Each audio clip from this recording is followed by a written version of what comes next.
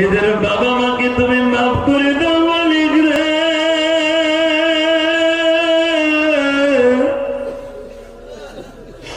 এদের চোখের পানির খাতিরে পুরা মাসনা কবুল কইরা দাও। নিজের হাতে বসেন, নিজের হাতে বান্দা তুমি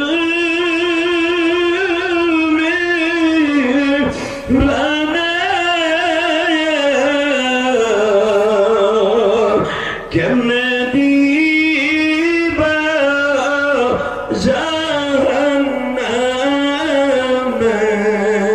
ফেলি।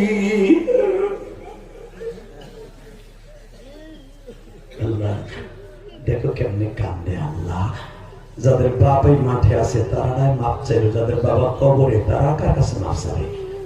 আল্লাহ তুমি দেখো তো তারা এখন চিল্লানি দিবে।